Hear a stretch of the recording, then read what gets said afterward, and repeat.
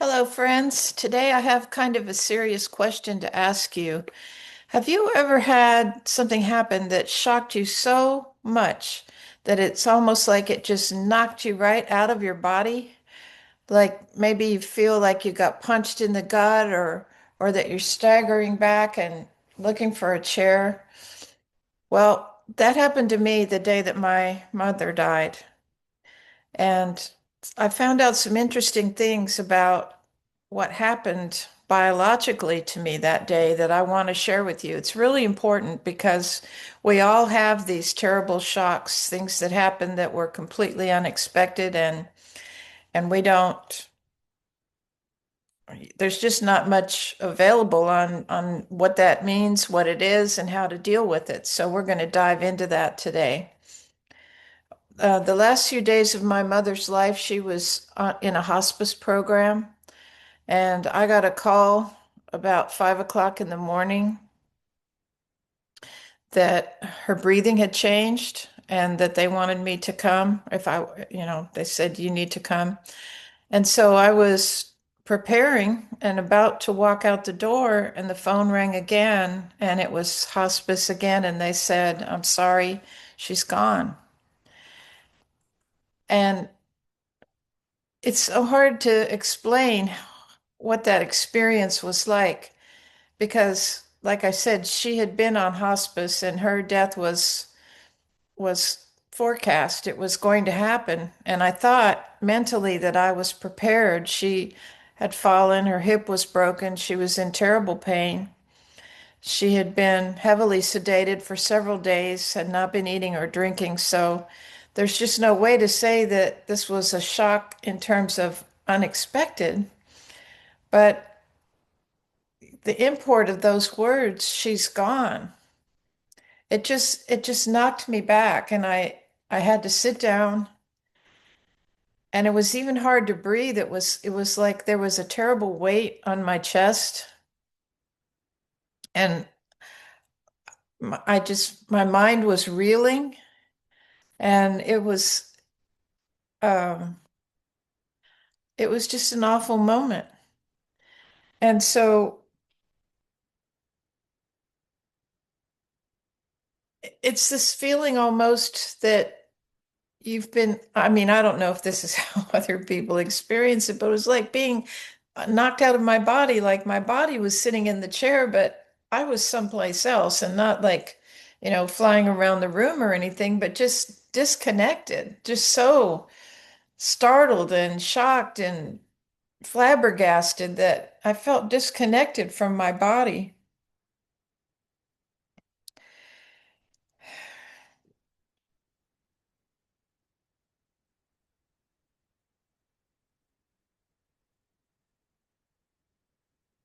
Sorry, this is a little harder to talk about than I thought.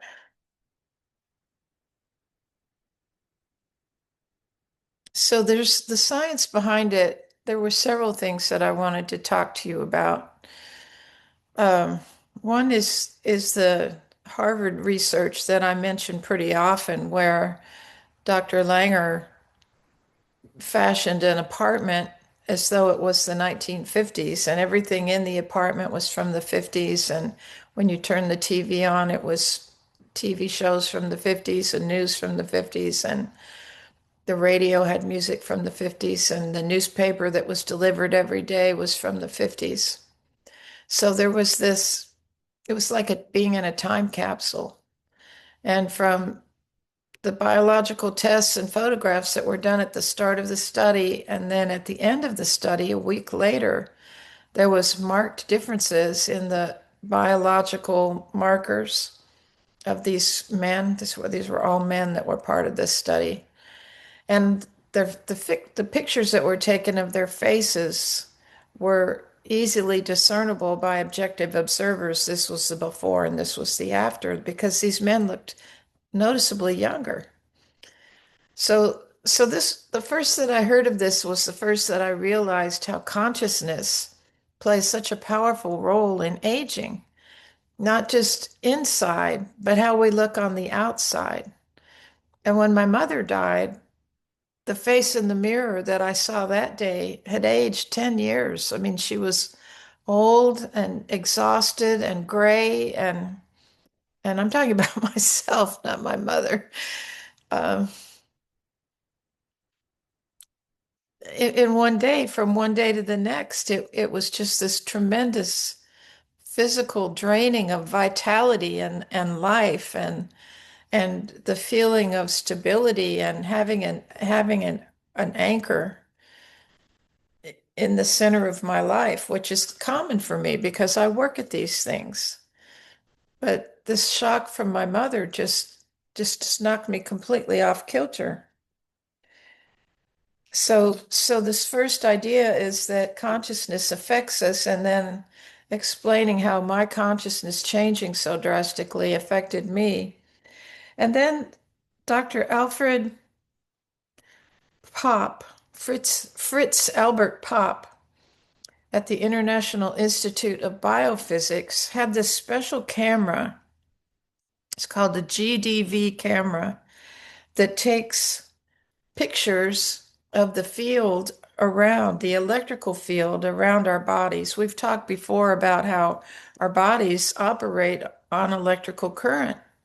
That's why when people have heart attack and their hearts stop, they use this thing that puts electricity into the heart muscle to attempt to get it to start moving again because it's electrical.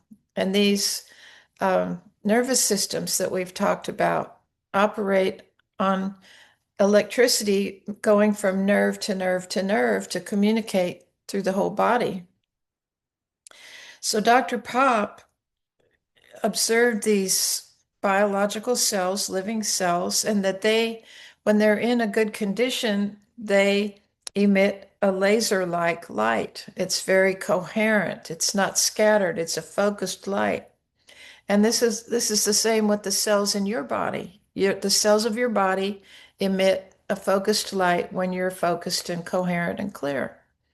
But when you have a shock like I have, that light is distorted and it's not coherent anymore. It's chaotic. It's like in the olden days when a broadcasting station would sign off at night and you'd tune in, channel 7 but channel 7 only played till midnight, and if you tune in at 1 a.m., all you see is the snowy, jaggedy vibration in the screen. Well, that's what your biofield looks like when you've had a terrible shock like I did that day. And of course, there's gradation there. So a little shock makes your field a bit incoherent, and a terrible shock makes it very incoherent. But meditation, this was the point that I was wanting to get to, is the practice of meditation. Just doing a meditative practice will increase the coherence of your biofield. And what this means is that it brings the body into harmony with itself so that everything is working together in a unified manner. And this is when you feel the best. And this is what I call when your living flame is burning bright. It's a coherent flame. It's burning bright because all the systems are feeding into it, and that makes it bright. The day that my mother died, I'm sure that if there was such a thing as a camera that can take a picture of your living flame, mine would have been very dim. And if we had had Dr. Pop's camera to take a picture of my field, it would have been very snowy and chaotic looking. And once I understood that, it gave me so much comfort because it's not a failing. It's actually a change in the electrical intactness of your biofield. And this is not a woo thing. As I said, if you have this very sophisticated camera, you could take a picture of your own biofield yourself. It's not done under a microscope or anything like that. It just the whatever it is that prints the image can sense these photons, which are microscopic. So it's a very special camera, but But this idea is not, it's not in dispute. It's it's scientifically gauged and provable. So the day that my mother died, I had a lot of things that I had to do, and I went about doing them in a pretty much of a state of numbness. I I couldn't think very well. I was forgetting things. I would go somewhere and then forget why I was there and have to go back to the car and sit down and think, why did I come here? Oh yeah, okay, I need to pick that up. And so it was very difficult to get anything done that day. But as you know, if you've been through this with someone that you love, when there's been a death, certain things have to be accomplished in pretty short order. So I went about that, but then I came home to this empty house and I just felt so scattered and so undone, so to speak, so traumatized, not to mention grief-stricken. But I'm not really even talking about grief. Grief has its own kind of a coherence. It's this shock, it's this numbness, this feeling of disorientation. And so I thought, well, I'll meditate and that'll put me back on track. So I started my regular meditation practice and I had to start over again and again and again because my thoughts were just racing and finally I just felt like I'm wasting my time here. I'm not getting anywhere. And so I just said, well, that's enough for today. And I just did things that were more of a distraction because I just needed time to deal with this terrible loss. And that actually went on for several days. Um, and when I finally came back to myself was when I sat down to write my mother's celebration of life service. And in order to do that, I had different documents and ideas and notes that I had written and sort of a chronology of her life. I knew quite a bit about her life, having lived with her for not having had her as a mother, let me say it that way, for 70 years, I had found out quite a bit about her life. So I wasn't lacking for details, but how to present this as a celebration of life in a way that was meaningful to me. And it was in putting all that together that I began to find my center again. And I noticed that part of why that happened was that I began to see my mother in the context of her whole life instead of just, oh, that's my mom. I lost my mom. This was a bigger thing. Her life was about more than being my mother. And as I forced myself to focus on that and write it down and create a celebration of her life that would honor her and all the contributions that she made to so many people while she was alive, that brought me back into a feeling of being connected to myself. And really, that was when the grieving could start. The shock was over, and it's not that I didn't cry in these early days. I certainly did, but it wasn't crying from grief, it was crying from shock. Just the total unbelievability of the situation. But the point is that when you've had have shock, friends, I hope that this biofield idea helps you because it isn't exactly your body where the healing needs to happen. It's in this field of light that's emitted by your body. So when you start outside and allow the light to become coherent around you and then filter into you, that's when you begin to pull yourself back into this state of coherence.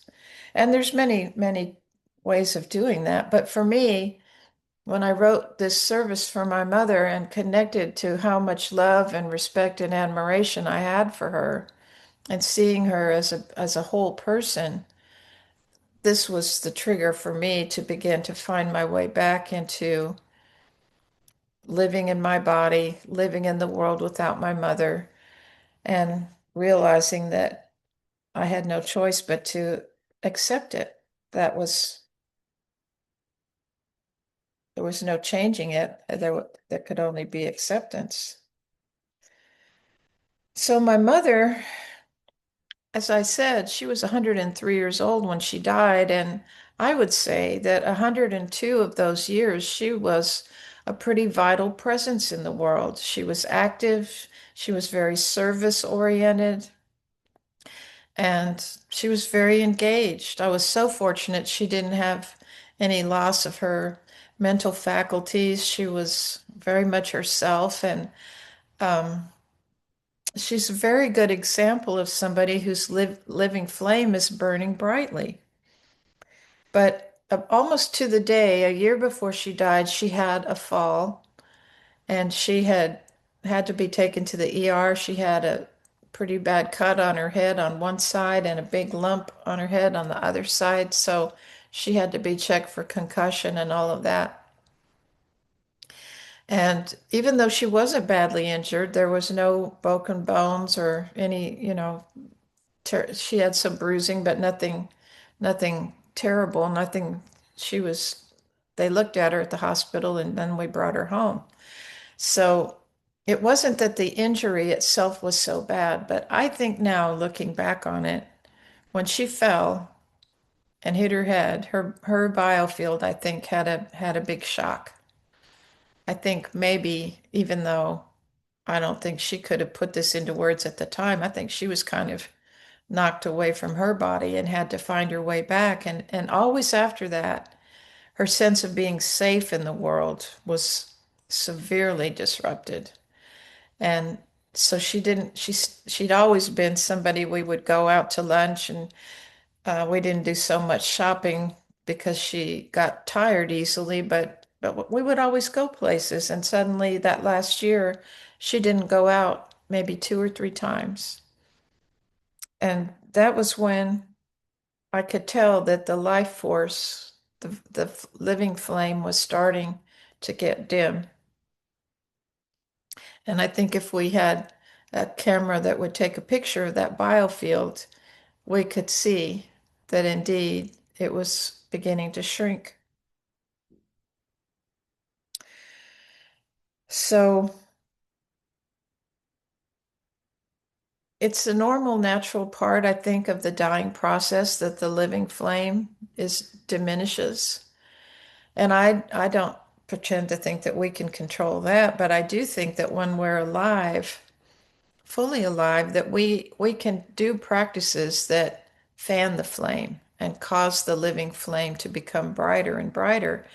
And interestingly, every cell in the body has a little flame in it. Each cell emits light, and that your biofield is the sum total of what is it, 1 trillion cells that are all emitting light. So today's practice is about what to do when you feel like your flame is getting a little bit dim.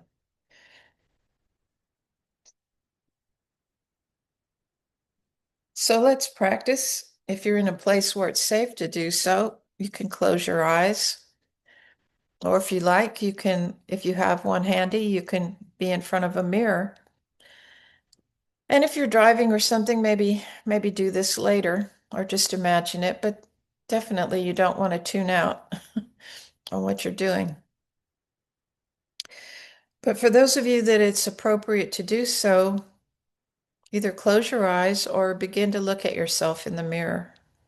If you're closing your eyes, then imagine that you're looking in the mirror. And don't look just at the face. Look at as much of the body as is available in the mirror so that you're taking in the whole of yourself to the extent that you can. Try not to judge. Try to just look with tender eyes, with kind eyes. Just notice.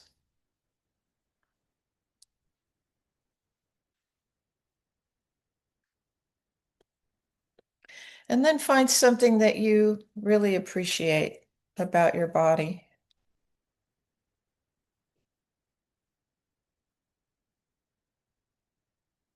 Allow your recognition of that appreciation to expand, to get bigger,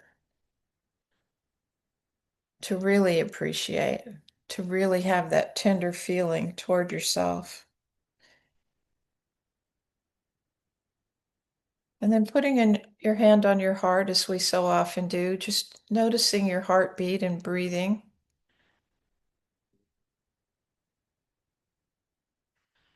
Let's use that breath that we always use of breathing in for 4, holding for 4, exhaling for 4, holding at the bottom for 4, breathing in for 4, holding for 4, breathing out for 4, holding at the bottom for 4.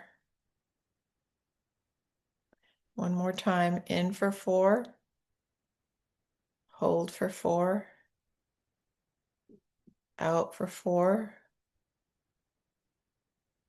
bottom for 4. And just notice how you've settled just in those 3 breaths.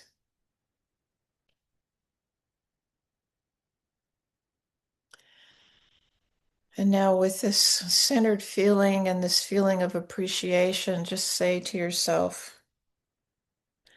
I feel my living flame burning brightly. And then, if it's appropriate, say more, more, more. And as you let your flame get bigger and brighter, know that every cell, the tiny flame that's in every cell, is getting bigger and brighter. And know that that is causing your biofield to get bigger and brighter. And just feel how vitalizing and energizing that is. Fully take in how much energy is in your own light. Let yourself appreciate your own light. Let yourself enjoy the vitalizing feeling of your own light.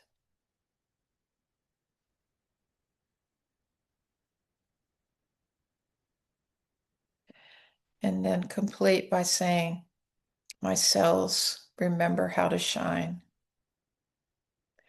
My cells remember how to shine. My cells remember how to shine.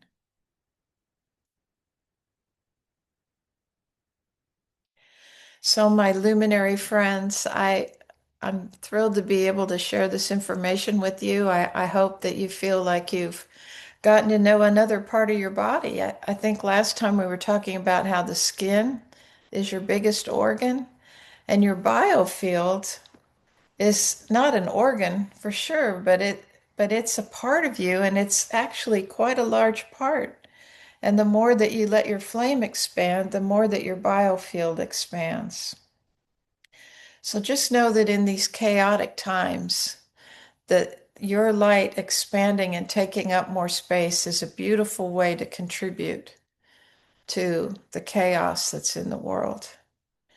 And when you see something that's difficult or you hear a piece of news that's upsetting, instead of letting that contract and bring your flame down, imagine your flame getting brighter and just sending love and light out into the world. My little mantra that I say for myself is see suffering, send light. And I feel in so many situations where there's nothing much I can physically do, that sending my love into the situation gives me a sense that I've made a contribution, whether anybody ever knows or not. But it's something I can do, and it's something that you can do, and I invite you to enjoy that. So until next time, shine bright, my beautiful friends. Bye for now.